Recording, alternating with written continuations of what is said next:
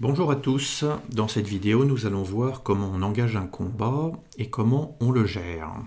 Nous allons voir ça vu du MJ et non pas vu du joueur. Donc à l'écran j'ai chargé une carte où l'on se trouve en situation de combat avec ici deux personnages qui sont rentrés dans cette pièce dans laquelle se trouvent 3 kobolds et un hobgoblin.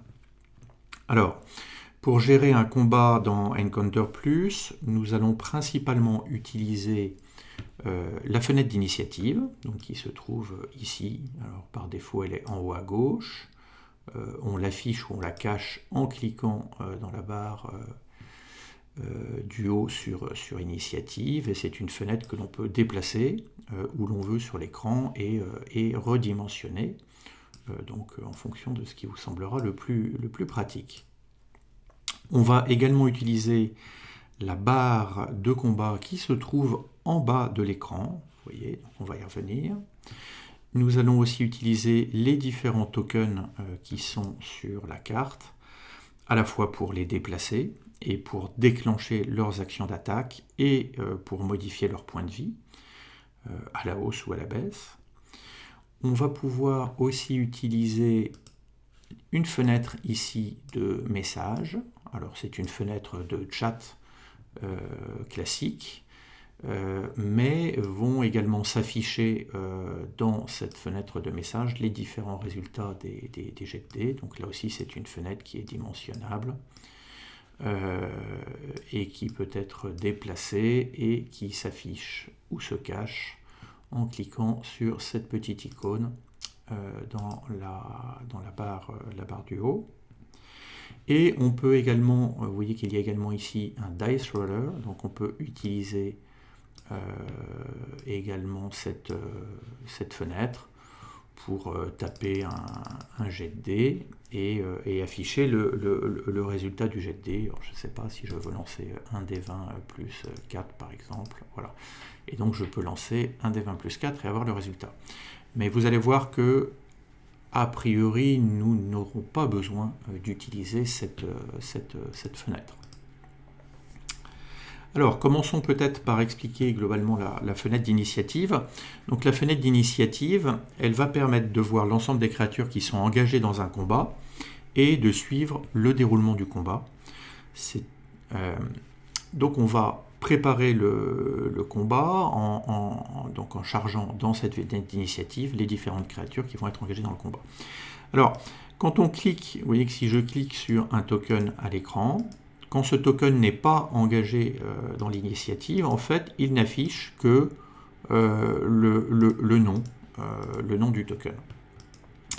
Et vous allez voir qu'on a plus d'informations dès lors qu'un token est engagé en combat. Donc on va ajouter nos tokens à l'initiative. Donc on va par exemple ajouter nos deux personnages. Donc si je fais un clic droit et que je fais Enter Combat, voilà, Enter Combat, vous voyez que ces deux personnages ont été ajoutés à l'initiative. Je vais faire pareil avec un kobold, Enter Combat, vous voyez, donc il m'ajoute. Alors on a une distinction entre les joueurs et puis les créatures, les monstres. Alors commençons par regarder déjà ce qui a changé au niveau de l'affichage des tokens. Donc vous voyez que un token qui a été ajouté à l'initiative, on retrouve sur la carte plus d'informations sur ce token, qui sont des informations qui vont être utiles pour nous durant le combat. Donc on retrouve évidemment son nom, mais on retrouve également ses points de vie, donc ses points de vie actuels et ses points de vie maximum, ainsi que sa classe d'armure. Donc ce kobold a 7 points de vie et une classe d'armure de 12, et a été également ajouté ici une petite étiquette K1 qui va permettre très facilement, notamment lorsqu'on a différents monstres du même type, donc là en l'occurrence plusieurs kobolds, de pouvoir très facilement communiquer avec les joueurs pour dire j'attaque ou je vise le kobold K1 ou la créature K1. Et donc sans l'étiquette, ce serait assez difficile pour les joueurs de désigner quel est le token qu'ils attaquent, par exemple. On a également une fenêtre, vous voyez une petite barre verte, qui est une barre de santé. Donc c'est une barre qui diminuera progressivement en fonction de la baisse globalement des points de vie et qui deviendra rouge lorsque les points de vie seront inférieurs à la moitié du nombre de points de vie de la créature en question.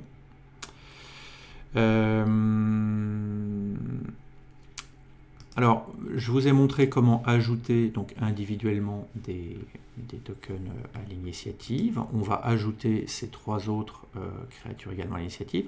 Je vais sélectionner à droite mon curseur de sélection multiple. Et vous voyez que je vais dessiner simplement une barre autour de l'ensemble des créatures que je veux ajouter au combat. Je fais exprès de sélectionner également K1, qui est déjà dans l'initiative, et de façon intelligente, vous allez voir qu'il ne va pas me l'ajouter 2 fois. Donc j'ai sélectionné par exemple ces quatre créatures. L'icône ici raccourcie de petit bouclier correspond à l'icône pour ajouter à l'initiative, ajouter au combat finalement les créatures. Donc il suffit que je clique dessus et voilà, l'ensemble de mes créatures sont maintenant ajoutées ici à la fenêtre d'initiative, et vous voyez que chacune porte un label, une étiquette globalement différente. Ce qui va être pratique notamment pour les kobolds K1, K2, K3, pour pouvoir les identifier de façon individuelle. Alors, si on regarde ici dans la fenêtre d'initiative, qu'est-ce qu'on retrouve comme information? On retrouve les mêmes informations que celles que l'on avait au-dessus du token, c'est-à-dire les points de vie actuels et les points de vie, si je prends K1 est ici. Vous voyez qu'ici je retrouve ces points de vie actuels, ces points de vie max. On retrouve la barre globalement de santé, on retrouve son nom, on retrouve sa classe d'armure. Elle n'est pas indiquée ici, elle est indiquée sur le token. En revanche, on va retrouver d'autres informations. On va retrouver quelle est son initiative. Donc dès que l'on a ajouté un monstre dans la fenêtre d'initiative, automatiquement Encounter Plus a lancé un calcul de l'initiative pour cette créature. Voilà, donc c'est un gain de temps, c'est automatiquement fait. Donc on voit que mon kobold ici K1 a une initiative de 12, le hobgoblin une initiative de 5, 13 et 18, et on voit que les initiatives ne sont pas encore tirées pour les joueurs.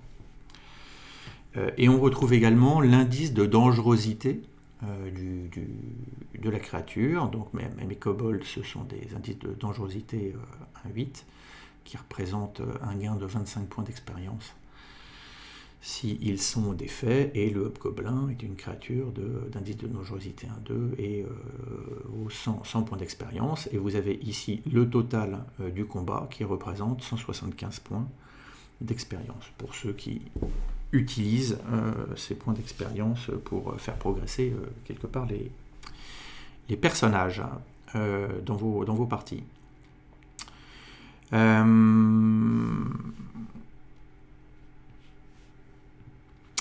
Autre élément, vous voyez que les points de vie, donc ce kobold a 7 points de vie, celui-ci 3, celui-ci 6. Les points de vie ont été calculés automatiquement par Encounter Plus.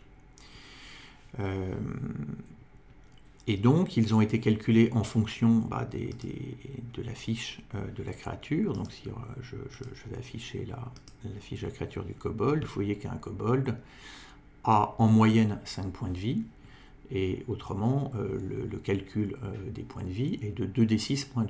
Donc, lorsque j'ai ajouté mes kobolds à l'initiative, Encounter Plus a calculé, en prenant la règle 2d6-2, les points de vie de chacune des créatures, ce qui me permet d'avoir des kobolds qui ont des points de vie différents. Alors c'est un choix de paramétrage, puisqu'on peut retenir plusieurs options. Je vais vous montrer ça. Si vous allez ici dans Settings, descendez un peu la fenêtre, vous voyez qu'ici, combat, donc j'ai un certain nombre de paramétrages liés au combat. Dans ces paramétrages liés au combat, on a ici Monster Hit Points, qui est sur standard. Mais je pourrais choisir une autre option. Si je choisis par exemple Average, ça veut dire que l'ensemble par exemple de mes kobolds auraient tous non pas un jet de dés pour déterminer leur nombre de points de vie, mais ça prendrait la valeur moyenne, en l'occurrence c'était 5 pour les kobolds, donc mes 3 kobolds auraient 5 points de vie. Je peux également avoir une option où je choisis d'avoir le minimum ou le maximum de points de vie pour chaque créature. Voilà, donc ça c'est un paramètre qui est à votre main par défaut. Donc moi ici j'ai retenu le choix d'un tirage standard des points de vie pour chacune des créatures. Alors évidemment, ce calcul des points de vie ne se fait que la première fois que l'on ajoute un token d'initiative. Si cette créature sortait du combat, si par exemple, vous voyez mon K3 qui a donc 6 points de vie, s'il quitte le combat, vous voyez qu'il est sorti de ma fenêtre d'initiative. Quand je clique sur lui, je ne vois plus ses points de vie, alors je ne sais pas, soit parce qu'il a fui, ou etc. Et admettons qu'il revienne dans le combat, je peux faire un clic droit, je le fais à nouveau entrer dans le combat, et vous voyez qu'il a toujours 6 points de vie.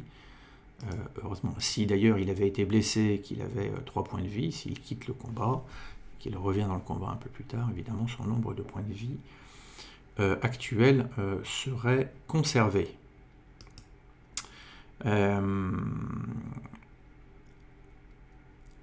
On avait vu également dans une précédente vidéo que l'ensemble des tokens et leurs points de vie finalement sont enregistrés avec la carte. Ça veut dire que si ici admettons que le combat, je m'arrête sur une partie avec un combat qui a été engagé, qui a duré assez longtemps, et on doit arrêter la partie en plein milieu du combat, avec des créatures ici qui seraient blessées. Je peux quitter la carte, fermer le programme, et lorsque je reviendrai sur Encounter Plus, que je rechargerai ma carte, je retrouverai la situation dans laquelle je l'avais laissée, avec les tokens positionnés au bon endroit, et les nombres de points de vie tels que l'on avait laissé dans la situation au moment où on l'a enregistré. Voilà. Donc là, notre combat est prêt à être lancé. Pour démarrer le combat, on va utiliser la barre de combat en bas à gauche. Vous voyez qu'ici j'ai un petit bouton Start, et donc je vais cliquer sur Start. Alors il m'indique que l'initiative en fait n'a pas été tirée pour l'ensemble des personnages. Je peux faire un roll initiative si je veux, et vous voyez que là il m'a également lancé l'initiative pour mes personnages joueurs.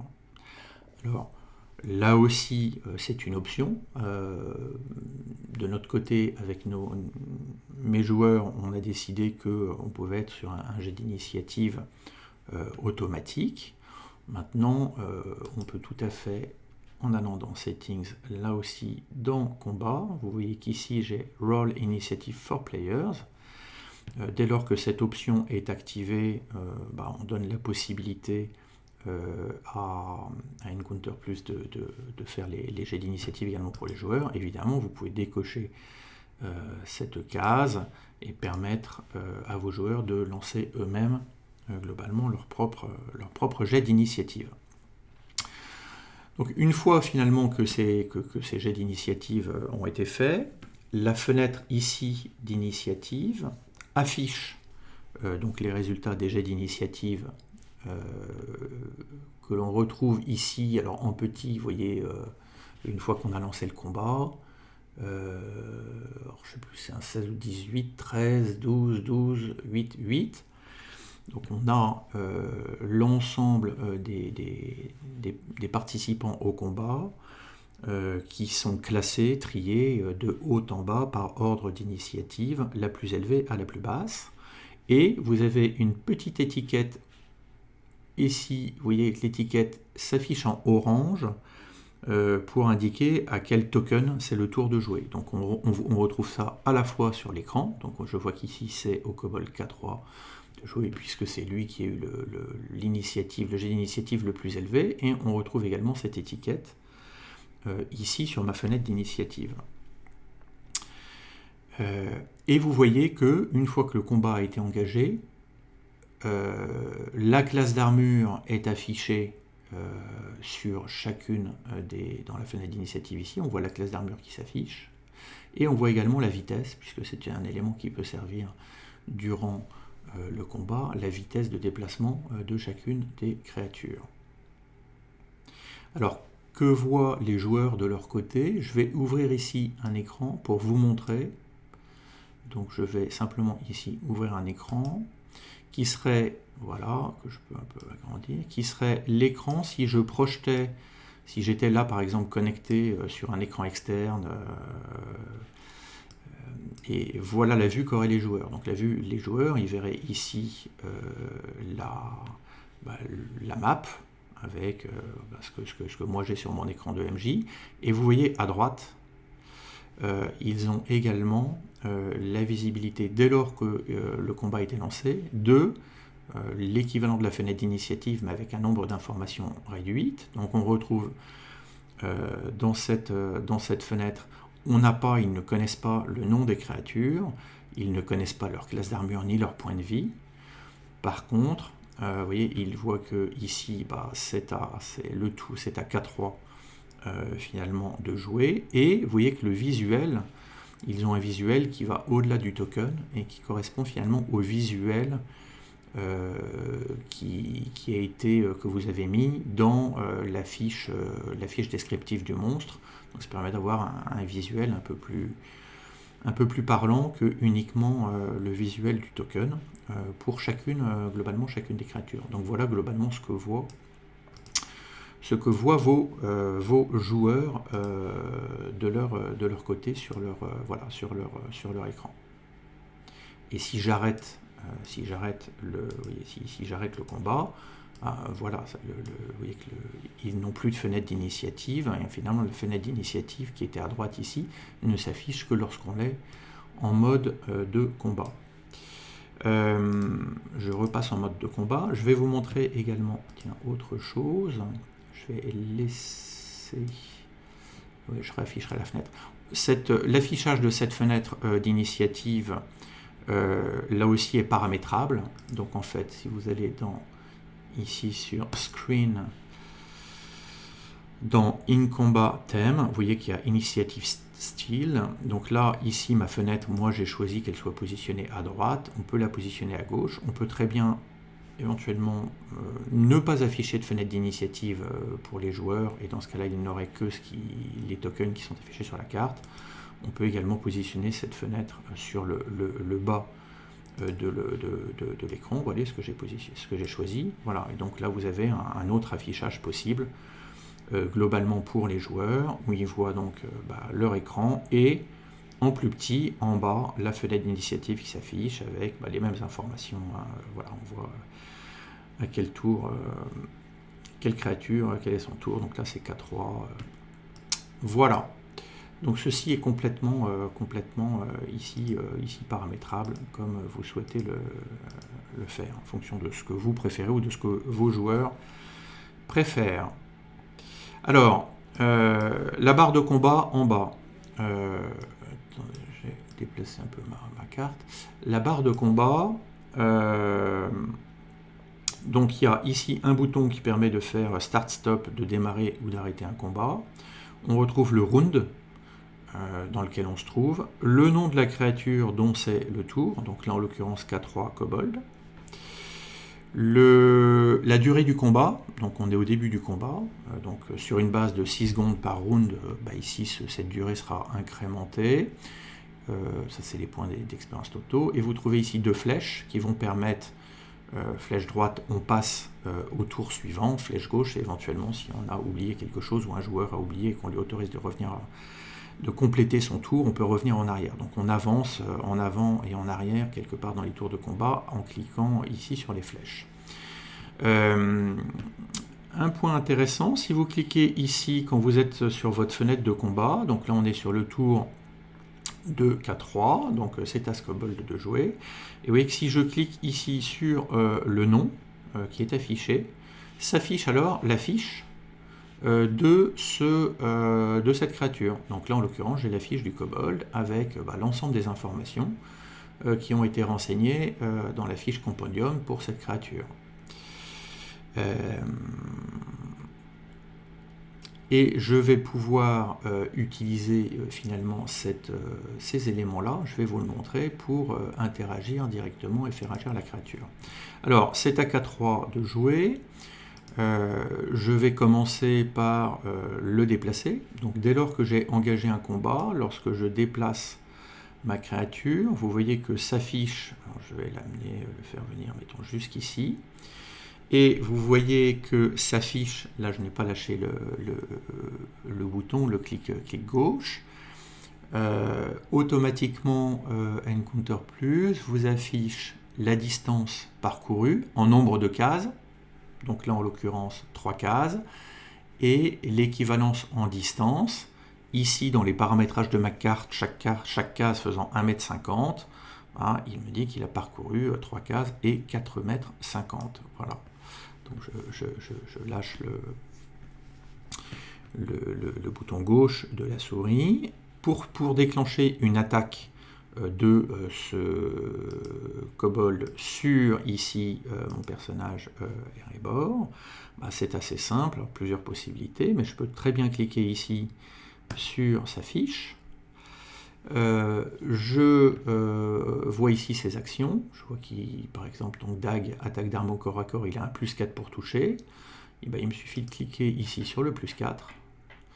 Et vous voyez qu'il me lance un D20 +4. Donc le D20 a fait un 7. 7 plus 4, ça fait 11. Et donc, je peux très facilement, je vois qu'il a fait un 11. Ici, je vois que mon personnage a une classe d'armure de 15 et je considère qu'il a raté son attaque. Pour le biais de l'exercice, on va refaire le même exercice, mais je vais le relancer. Alors, autre possibilité, plutôt que d'afficher sa fiche comme ça, je peux éventuellement cliquer sur le personnage et cliquer sur référence. C'est la même chose, hein, j'arrive sur cette fiche-là. Et je vais relancer une attaque de Dag. Alors là qui touche, très beau jet, 19 au GD +4, 23, donc il a touché. Les dégâts, donc les dégâts avec sa dague, il fait 1d4 + 2, pareil, je vais cliquer sur le 1d4 + 2, et je vois qu'il a fait 1d2, 2 + 2 = 4, 4 de dégâts. Alors comment est-ce que j'applique ces 4 de dégâts ici sur mon personnage? C'est très simple, il me suffit de cliquer sur le personnage, et je peux ici cliquer sur son bouclier par exemple, ce qui m'affiche une petite fenêtre qui va me permettre d'appliquer les dégâts. Donc là en l'occurrence il me suffit de taper 4, et vous voyez que si je fais égal, en fait ça valide mon choix, et par défaut, lorsque j'ai tapé un chiffre, damage 4, il m'affiche ici le résultat, c'est-à-dire que ce personnage passerait de 50 à 46 points de vie. Si le personnage avait, je ne sais pas, une résistance à ce type de dégâts, je peux très bien faire ici, oui, si je fais diviser par 2, automatiquement il me divise par 2 le calcul que je veux faire. Donc je ne sais pas s'il y avait 13 points de dégâts, divisé par 2, ça ferait 6 de dégâts.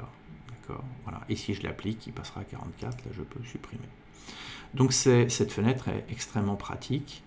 Donc là je lui applique 4 de dégâts, je fais égal, voilà. Et dès lors que là j'ai appliqué ça, côté joueur, lui, il verra que son personnage, son token, a pris 4 globalement de dégâts. Et quand je reclique maintenant sur le token, je vois qu'il est à 46 points de vie. Mon kobold a fini son tour. Je peux cliquer ici sur la flèche de droite et vous voyez que j'ai fait une fin de tour, je suis passé au tour suivant, et l'initiative, on est passé au personnage suivant, qui en l'occurrence est K2, qui est celui-ci. Voilà, donc vous avez compris globalement un peu la logique. Donc lui peut se déplacer par exemple. J'affiche, il va essayer de faire une attaque par exemple de fronde sur le joueur, le token D Draecos. Je clique ici. 5, c'est un échec critique. D'ailleurs, voilà, je pourrais appliquer une règle d'échec critique si je veux, sachant qu'il y a une classe d'armure de 14, évidemment, il n'est pas touché. Donc voilà comment est-ce que très facilement, et vous voyez qu'on n'a pas besoin d'utiliser la fenêtre Dice Roller, puisque il suffit de cliquer sur l'affiche d'une créature ou d'un personnage pour très facilement lancer l'ensemble des jets. De la même façon, si on devait faire un jet de sauvegarde de constitution ou un jet de sauvegarde de caractéristiques, si par exemple sur Skobol je devais faire un jet de sauvegarde de constitution, je peux cliquer sur ici CON, et vous voyez qu'il me fait un des 20 moins 1 puisqu'il a un malus de moins 1, et donc j'ai fait un jet de constitution check de 3. Voilà, il repère en fonction de là où on clique. Si je fais ici dextérité, vous voyez qu'il m'affiche dextérité check. Alors, vous voyez que aucun de mes résultats de jet ne se sont affichés dans la fenêtre de message. Donc là, c'est également une option que vous pouvez paramétrer. Je ne sais plus si c'est dans Settings ou dans Screen. Voilà, c'est dans Settings. Vous voyez qu'ici, Dice Roller. Alors, on peut choisir un mode par défaut, qui est de dire soit le MJ, lorsqu'on fait nos jets, ce sont des jets privés, c'est-à-dire les jets que l'on fait pour les créatures ne sont pas visibles pour les joueurs, mais on peut choisir également de faire des jets publics, c'est-à-dire que les jets seront visibles globalement pour les joueurs et s'afficheront dans la fenêtre de message. Je vais vous montrer une autre façon de faire.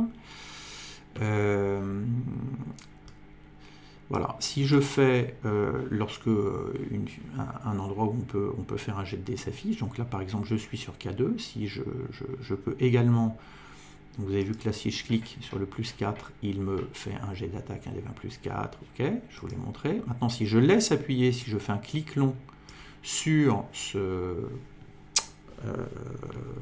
chiffre, s'affiche un petit menu où je peux faire un jet avec avantage, un jet avec des avantages, et choisir si mon jet est public ou privé. Donc vous voyez par exemple là je veux faire un jet et le rendre public, je peux très bien cliquer sur public, ça va changer l'option par défaut, et soit je lance mon dé, donc je lance mon D4,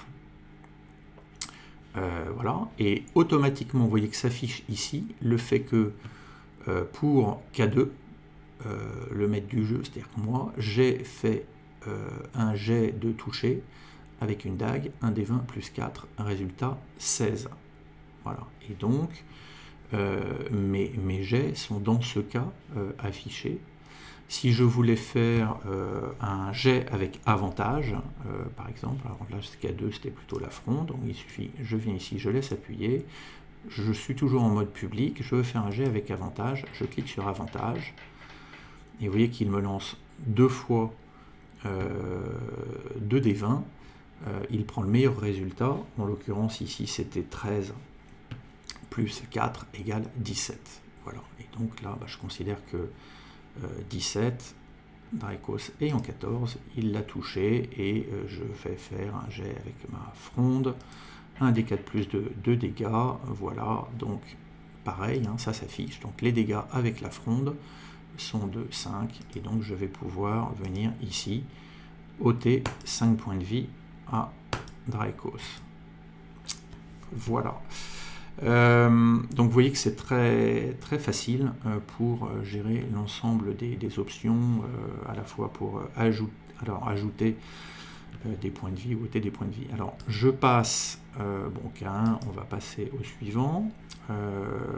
Si je prends Erebor, donc là les joueurs vont eux faire de leur côté leurs jets de dés, leurs attaques, etc. S'ils me donnent le résultat d'un jet, mettons, d'attaque sur K3 et que cela touche K3, bah, de la même façon, je vais pouvoir ici venir dire, bah tiens, voilà, mettons, ce kobold a été touché, il s'est pris 7 de dégâts, Et vous voyez, le kobold, en gros, il est mort. Donc, en gros, ça s'affiche, disparaît. Des petits os avec une flaque de sang, globalement, s'affiche. Et je vois que cette créature est morte. Et ça s'affiche également dans la fenêtre d'initiative. On le voit en haut à gauche. De la même façon, lorsque les joueurs se déplacent, j'ai un calcul qui se fait, un affichage qui se fait sur la distance globalement parcourue. Qu'est-ce que je peux vous montrer d'autre? Alors, si, admettons que ici j'ai un joueur qui est un lanceur de sorts, et admettons qu'il lance un sort et qu'il réussisse à paralyser K1, je peux venir ici, dès lors que quand je suis en combat, faire un clic droit et ajouter des conditions. Voilà. Et donc là, je vais par exemple dire que donc pour le moment, dans cette version, c'est encore en anglais. Je vais dire que ma source Dracos a paralysé K1 sur une durée jusqu'à, je ne sais pas, alors, je ne sais plus quelle est la règle pour la paralyser, mais je vais dire jusqu'à la fin du prochain tour de K1. Voilà, je sauvegarde. Et donc ça me permet de garder en mémoire les conditions. Donc ça ne s'affiche pas ici sur le token, mais regardez ici dans la fenêtre d'initiative, vous voyez qu'ici, ce kobold, K1, a un statut, une condition paralysée. Et je peux cliquer ici sur paralyser, et j'ai en bas un petit résumé. Donc je vois que la source de cette paralysie, c'est mon token Dracos, que la durée de cette paralysie, c'est jusqu'à la fin du prochain tour de ce kobold, et vous avez ici en résumé les caractéristiques globalement de la paralysie. D'accord? Alors je vais simuler, on va passer vous voyez, un tour, donc là je défile, juste pour vous montrer ici, vous voyez que là il est paralysé, on a dit que c'était jusqu'à la fin de son prochain tour, donc je défile, voilà, là je suis passé au round numéro 2, voilà, donc évidemment ce K3 qui est mort, évidemment son tour est sauté, donc c'est à K2, mais je défile, je vais cliquer sur la flèche de droite. Là, c'est le tour de K1 qui est paralysé, et vous voyez que là, hop, je passe le tour de K1, donc j'arrive à E, et le statut paralysé ici de K1 a disparu, puisqu'il était paralysé jusqu'à la fin de son prochain tour, et donc le statut a disparu. Donc vous avez aussi la possibilité assez facilement de suivre l'ensemble des états et conditions pour vos personnages. Donc si par exemple, là c'est pas un lanceur de sort, mais si par exemple Erebor, je ne sais pas, avait lancé un sort de concentration, je peux aussi choisir le fait qu'il est en concentration globalement pendant 10 minutes. Voilà, et donc ça me permet de me souvenir que tel personnage a lancé un sort, qu'il a besoin d'être concentré. Je peux cliquer, voilà, je vois Erebor, durée 10 minutes qui s'affiche en bas, d'accord. Et donc, pendant toute la durée du combat, je verrai qu'il est concentré, et ça me permet de me rappeler que s'il se fait toucher, par exemple, cela peut rompre la concentration, et si je voulais du coup supprimer cet effet-là, je clique globalement sur l'effet, j'ai une petite poubelle ici, et je peux cliquer pour supprimer. Voilà la concentration pour ce joueur. Écoutez, voilà, je pense qu'on a à peu près fait le tour avec cette vidéo qui nous a permis de faire un tour d'horizon de la gestion des combats. Si j'ai quand même oublié quelque chose, lorsque le combat, admettons que le combat soit terminé, alors par exemple que les créatures aient été, toutes tuées par exemple, donc je simule le fait qu'elles aient été par exemple, ouais, celui-là aussi, mettons, voilà, qu'elles aient toutes été tuées. Je peux, à la fin du combat, ici, venir sur Award Experience. Alors, je l'avais oublié parce que je ne me sers pas du tout de cette option-là. puisque dans mes parties, nous ne gérons pas les points d'expérience, on gère plutôt des points d'avancement pour gérer les progressions de niveau. Pour autant, si le combat est terminé, l'ensemble des monstres voyez représentés à 175 XP, je peux ici cliquer sur Award Experience, s'affiche à ce moment-là une fenêtre qui réaffiche le total des points d'expérience globalement des monstres et qui affiche la liste des joueurs ayant participé au combat. Je crois qu'on aurait également des PNJ, si des PNJ avaient participé au combat, et vous voyez que je peux sélectionner ici quels sont les joueurs auxquels on veut attribuer l'expérience, qui ont contribué au combat. Donc si je ne sélectionne qu'un, il prend l'ensemble des points d'expérience. Là en l'occurrence j'avais 2 participants, et donc je peux cliquer sur Award et les 2 se verront attribuer 87 points d'expérience supplémentaires. Voilà, et donc pour arrêter le combat, on vient ici cliquer sur la petite fenêtre Stop. Je peux faire d'ailleurs le Award Experience globalement à l'issue du combat après avoir appuyé sur Stop. D'accord.